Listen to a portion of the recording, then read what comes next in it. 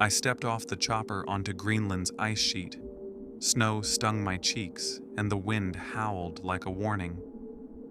Icarus 9 stood ahead, a gray slab of concrete and steel, cold and silent.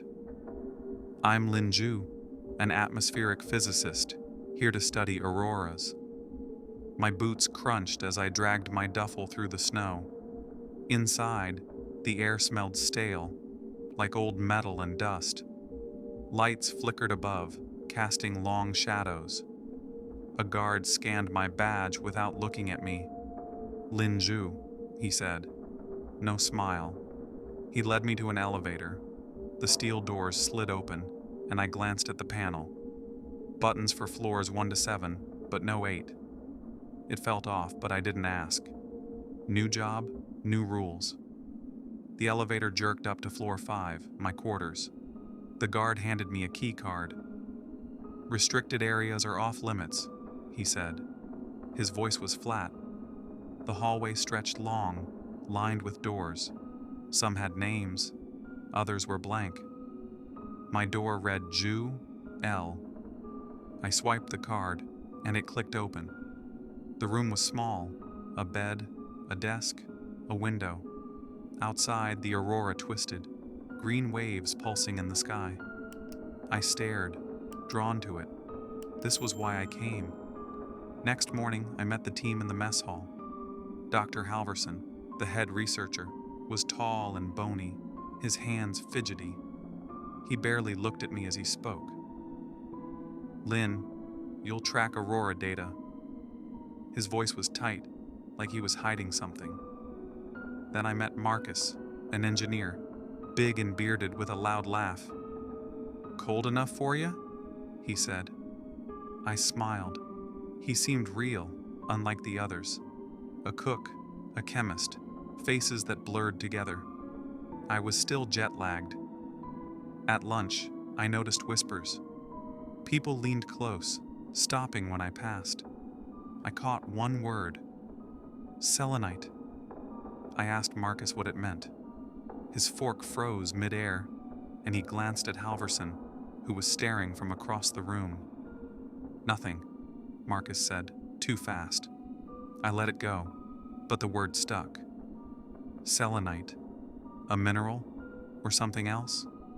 That night I couldn't sleep. The base felt too quiet, like it was holding its breath. I wandered to the elevator, its panel glowing.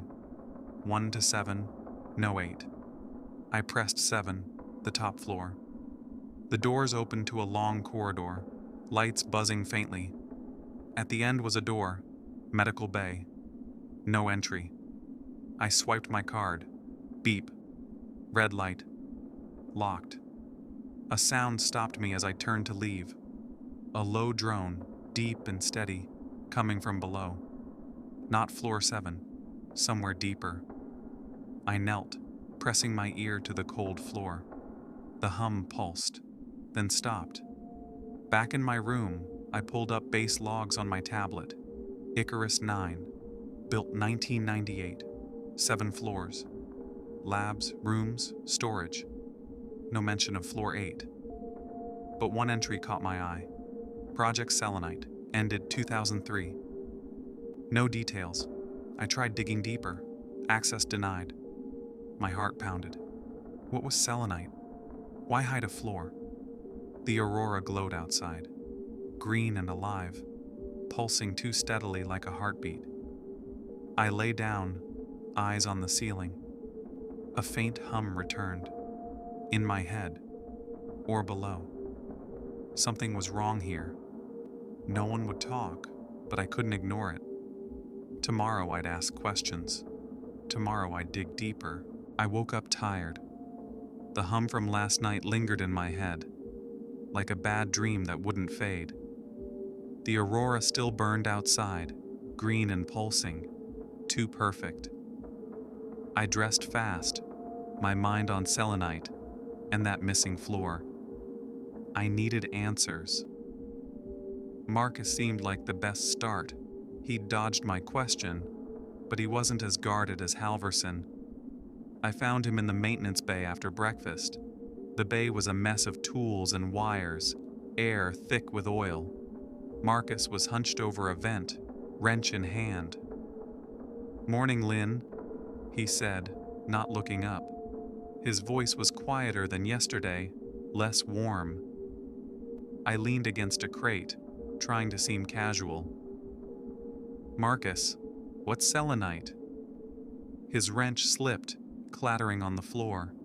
He cursed under his breath. "Clumsy today," he said. Didn't answer my question. He reached for the wrench, but it reeled from the ventilation shaft.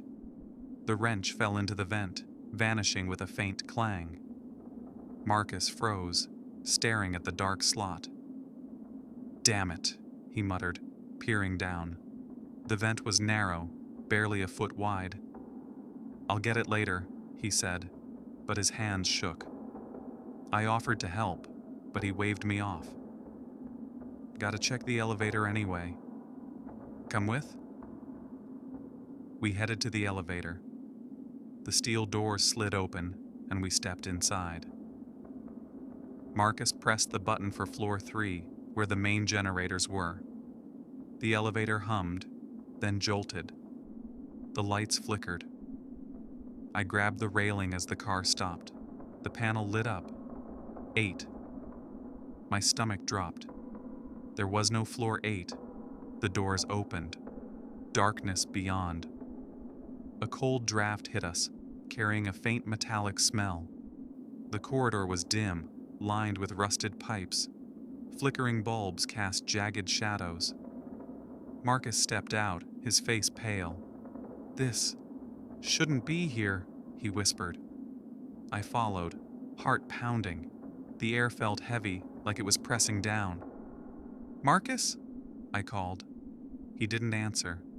He walked ahead, slow, like he was in a trance. I grabbed his arm, but he shook me off.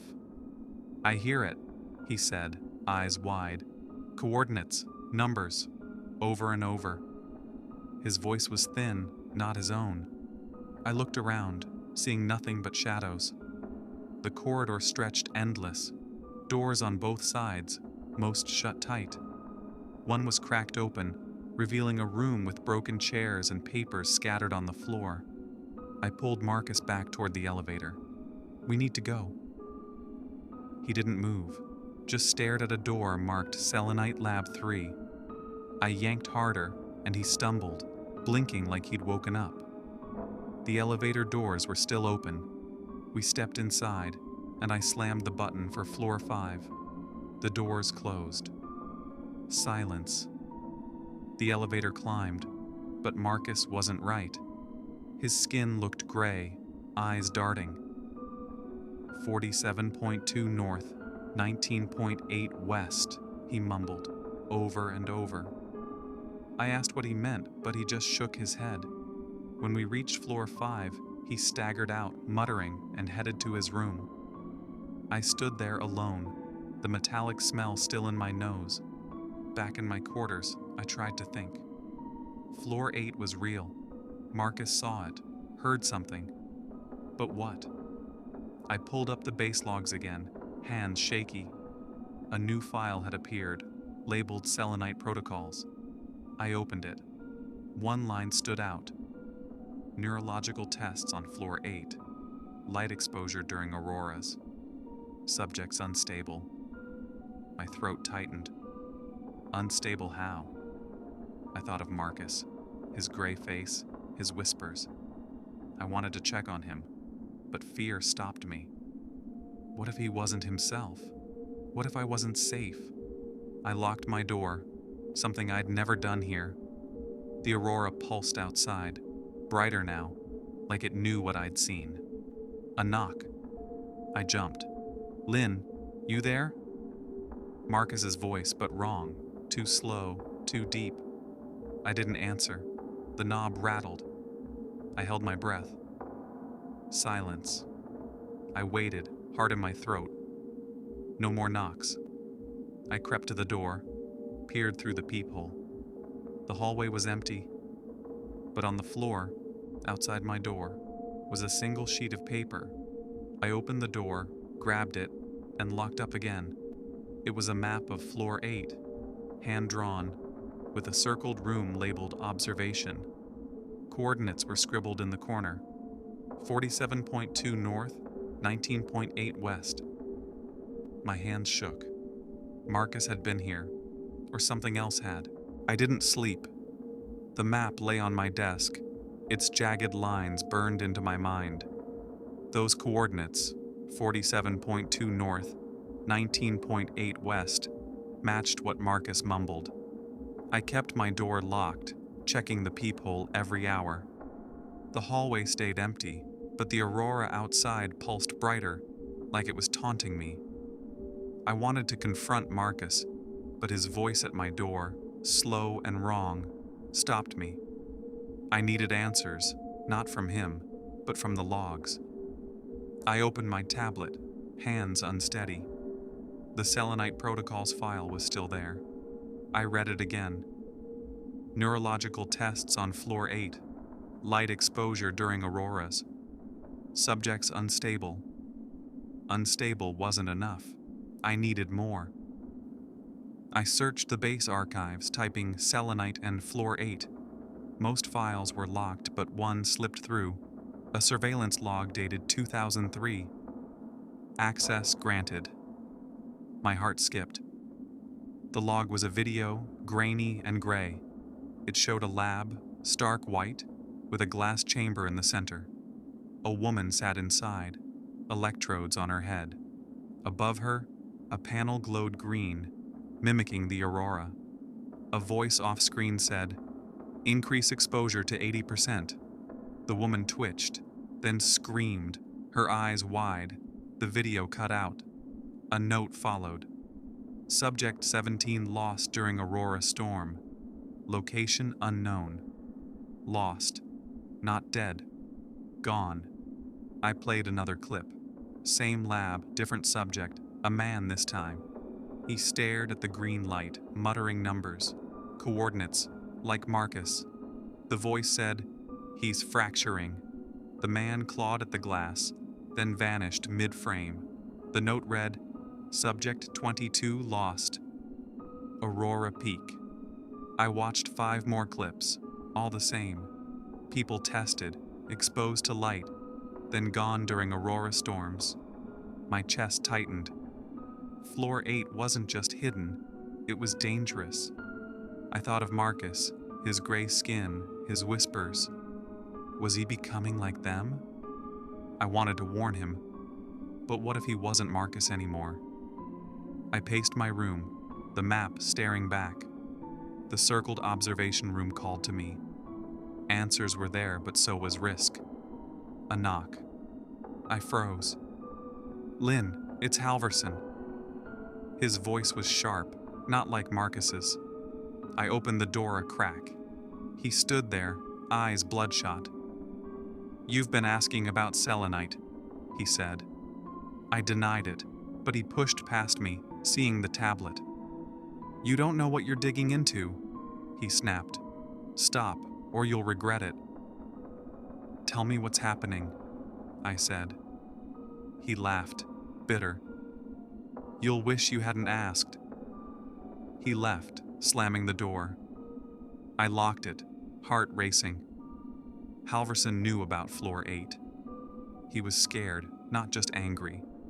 I sat down, staring at the map. The aurora flared outside, casting green shadows on the walls. I felt watched, like the light itself was alive. I needed to see Marcus. He was my only ally, or he had been. I grabbed the map and headed to his room on floor 4. The hallway was dim, lights flickering. His door was ajar. I pushed it open. "Marcus?" No answer. The room was trashed. Tools scattered. Bed overturned. On the wall, scratched in deep, were the coordinates: 47.2 north, 19.8 west. I backed out, pulse pounding. Something moved in the corner. A shadow, tall and thin, gone when I blinked. A hum started. Low. Deep. From below. I ran back to the elevator, map in hand. I pressed 8, but the button didn't light. I tried again. Nothing. Then the elevator moved on its own, descending.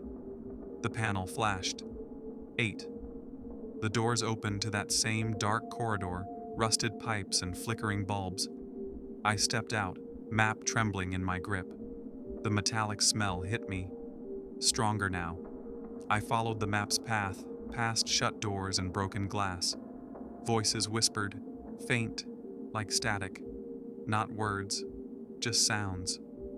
I reached the observation room. The door was heavy, steel, with a small window. I peered inside. A figure stood there, facing away, not moving. It wasn't Marcus. Too tall, too still. Its head tilted, like it heard me.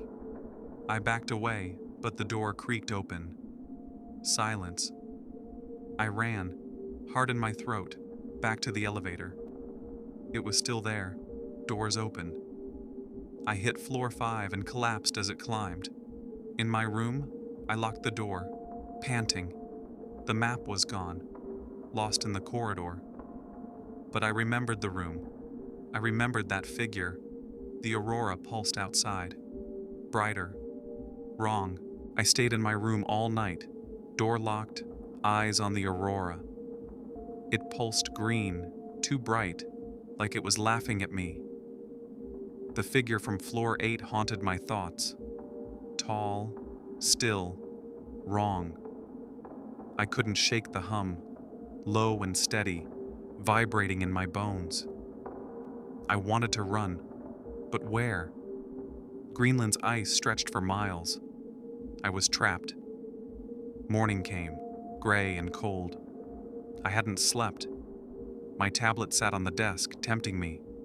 Those surveillance logs held answers, but they scared me.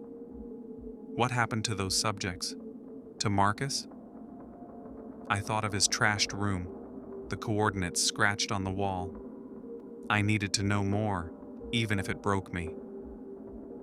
I opened the tablet, hands shaking. The selenite protocols file had a new link, Archive 2003, Floor 8 footage. I hesitated. My gut screamed to stop, but I clicked. The video loaded, grainy, time-stamped 2003. It showed the observation room, same as last night, with monitors and a glass chamber.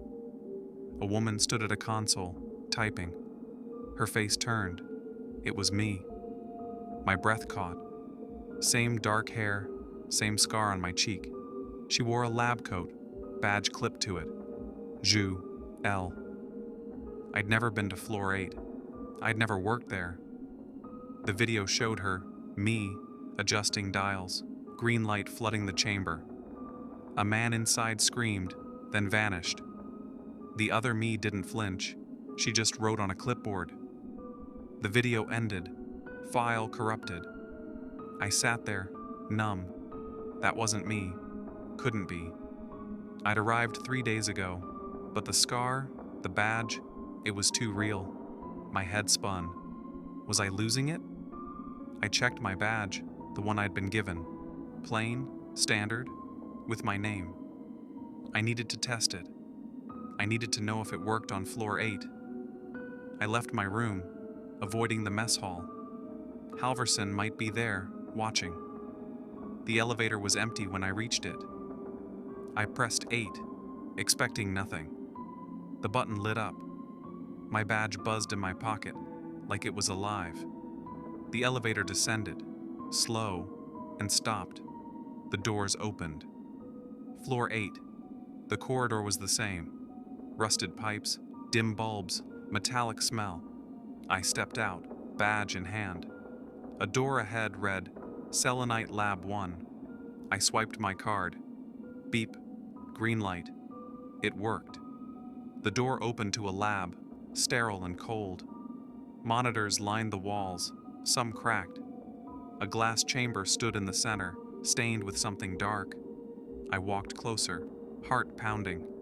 A clipboard lay on a table, pages yellowed. My name was on it. Lin Ju, Lead researcher, selenite project. I dropped it, backing away. A noise behind me. Footsteps.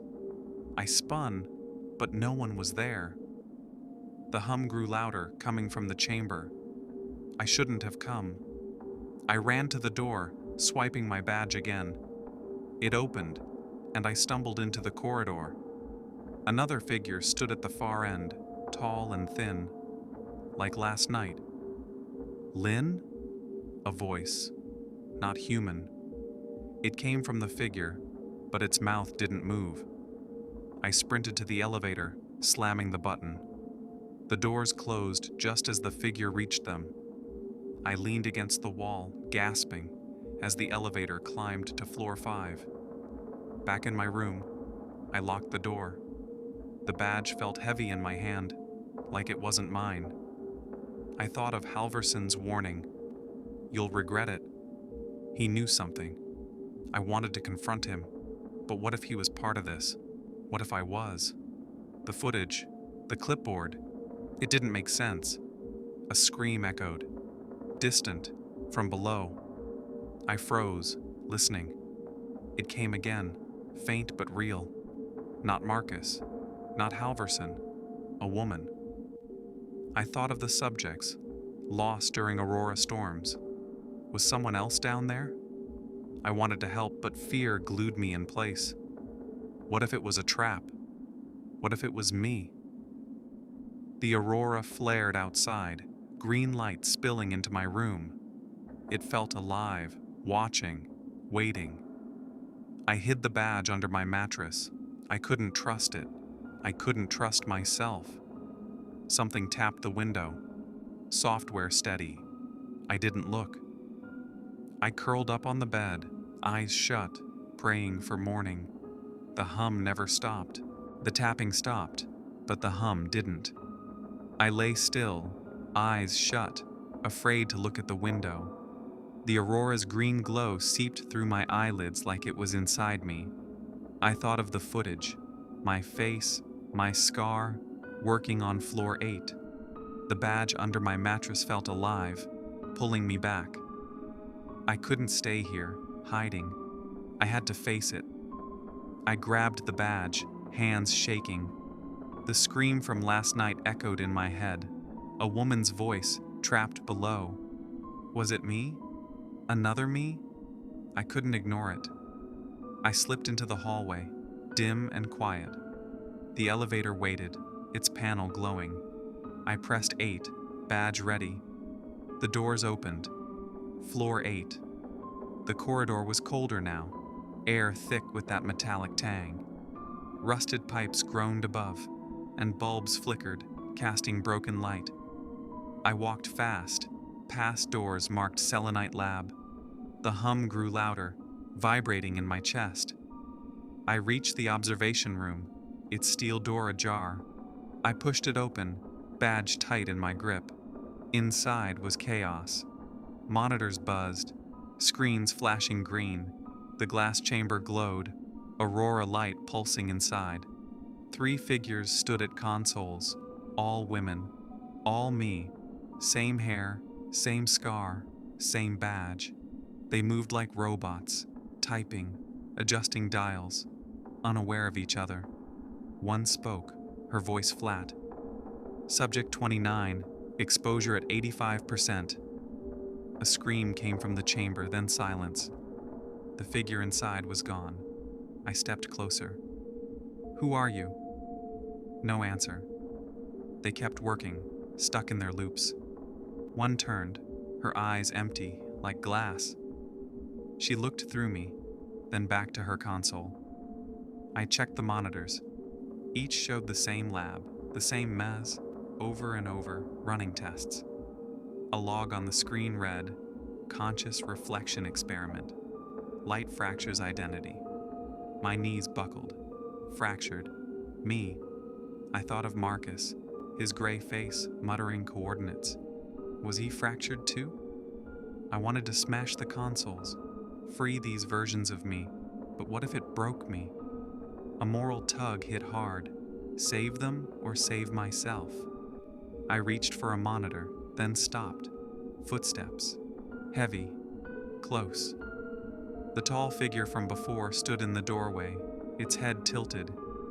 It didn't move, but the hum spiked, deafening. I backed away, tripping over a cable.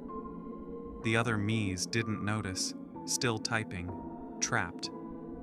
The figure stepped forward, its shape blurring at the edges, like it wasn't solid.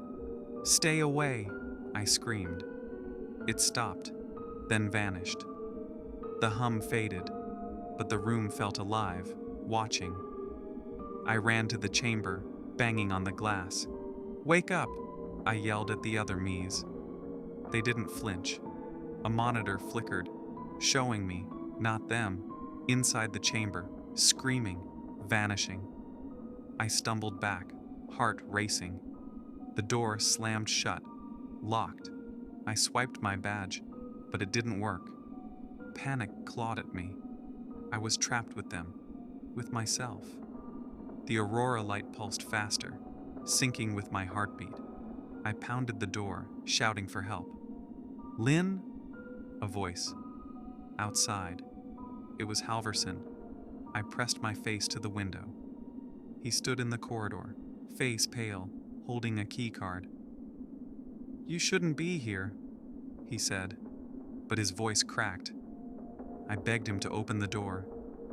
He hesitated, eyes darting to the chamber. "You don't understand what you are," he whispered. "What am I?" I yelled. He swiped his card. The door clicked open. I ran out, pushing past him. "Don't go back," he said, grabbing my arm. His grip was too tight.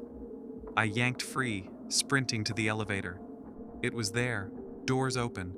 I hit floor 5 and collapsed as it climbed. In my room, I locked the door, panting. The badge was still in my hand, warm, like it had a pulse. Those versions of me, looping forever. What were they? Copies? Pieces? I thought of Halverson's words, "What you are." He knew. I hated him, but I needed him. The aurora flared outside, brighter, alive.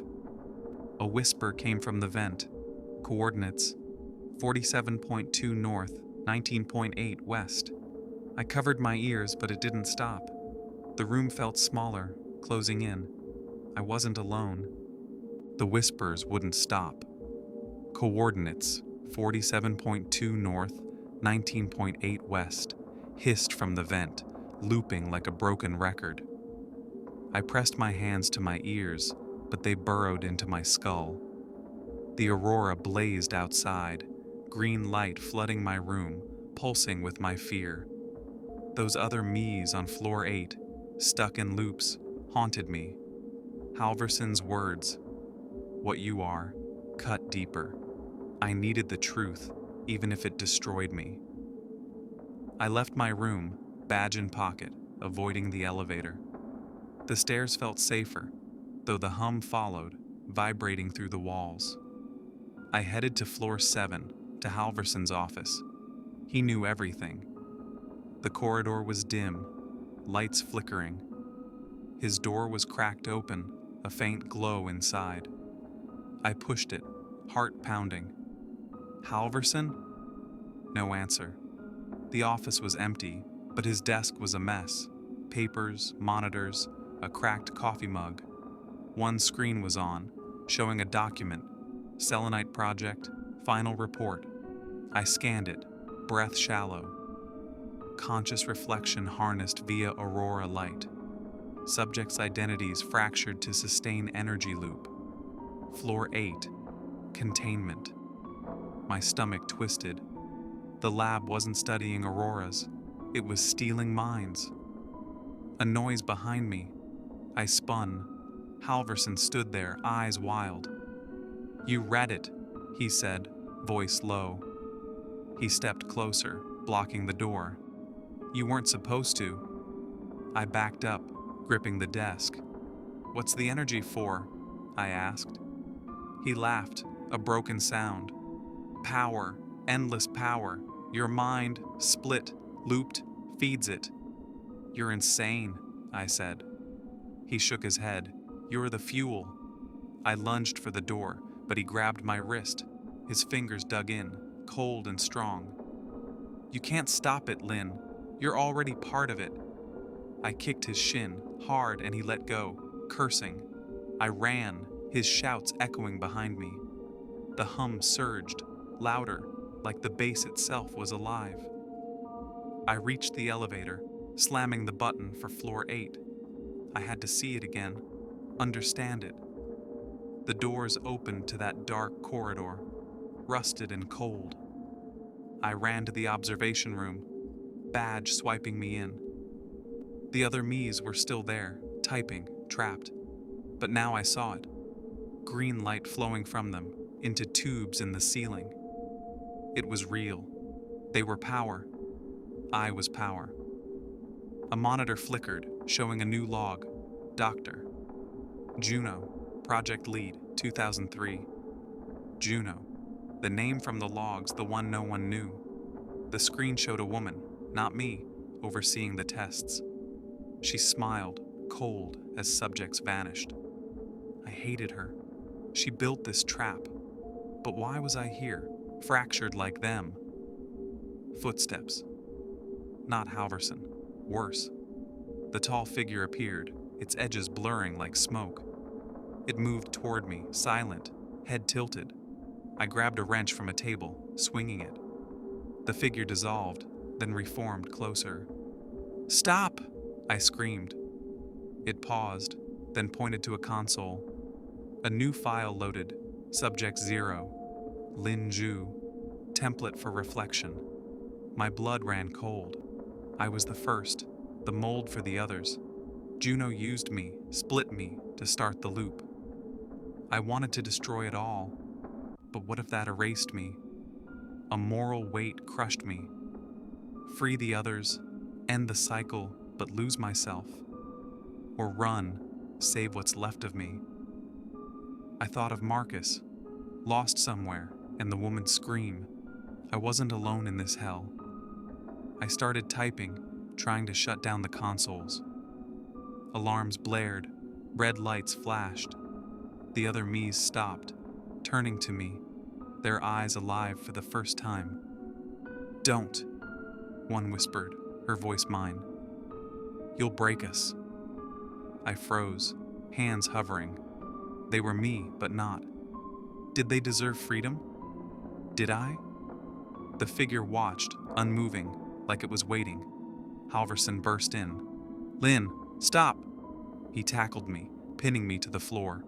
The wrench fell, clattering. You'll ruin everything, he hissed. I clawed at his face, drawing blood. He screamed, and I scrambled free, hitting the console's emergency shutdown.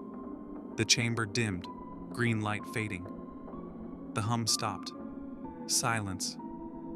The other me's collapsed, lifeless, like puppets cut loose. The figure vanished. Halverson stared, horrified.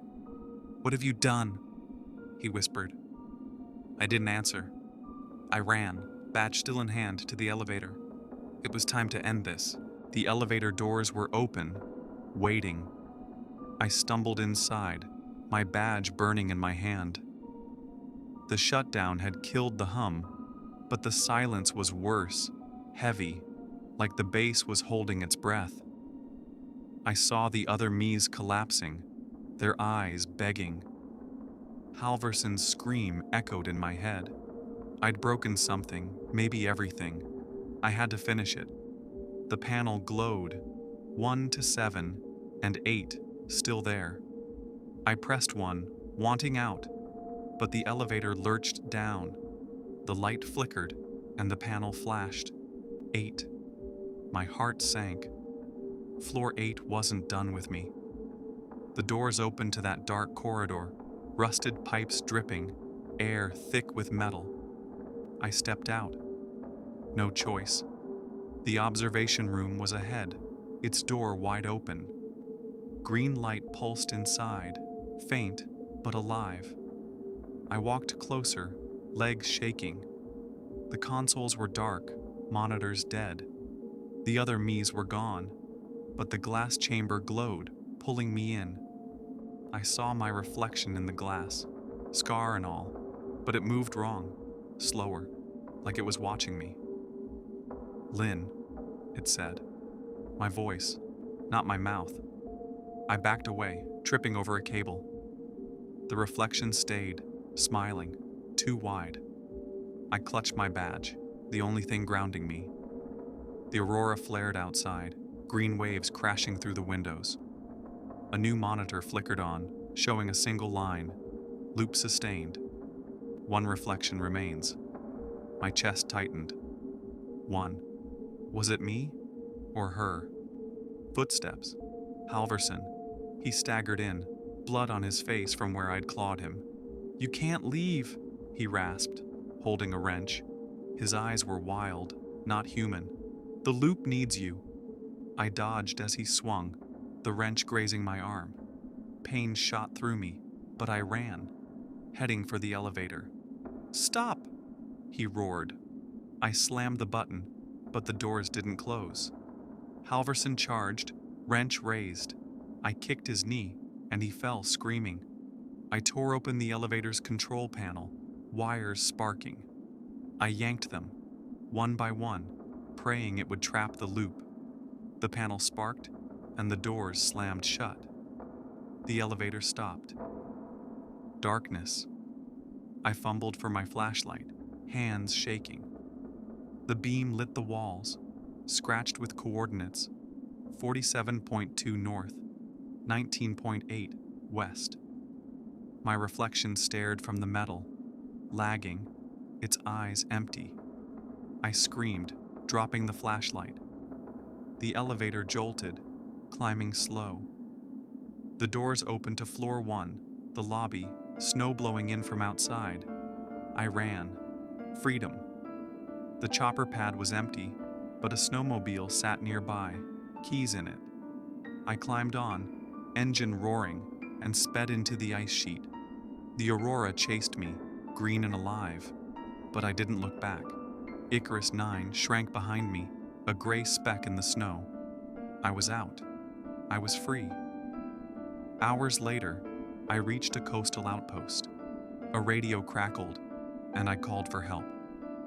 A ship was coming, they said. I found a small room, a mirror on the wall. I avoided it, but I had to know. I looked. My reflection stared. It blinked, a second too late. My heart stopped. Was I the one who escaped? Or was I still in the loop, trapped like the others? The aurora glowed outside, faint but there, pulsing. I thought of Marcus, lost, and the woman's scream. Had I saved them? Or damned us all? A knock. "Rescue's here," a voice said. I turned from the mirror, legs weak. The door opened and a man stood there, face shadowed. He smiled, too wide, like my reflection. "Linju?" he asked, holding a badge. It had my name, my scar in the photo. I nodded, throat dry. Was it mine? He led me to the ship, aurora dancing above. I boarded, eyes down, avoiding every shiny surface. The engine hummed, softer than the bass, but it followed me. I sat alone, hands in my pockets, feeling the badge. It was warm, like it was alive. The ship moved. Greenland faded. I closed my eyes, but the coordinates whispered in my head, faint, unending. I was out. I had to be. But the mirror's lag, the man's smile, they clawed at me. Something tapped the window. Software steady. I didn't look. I never would again.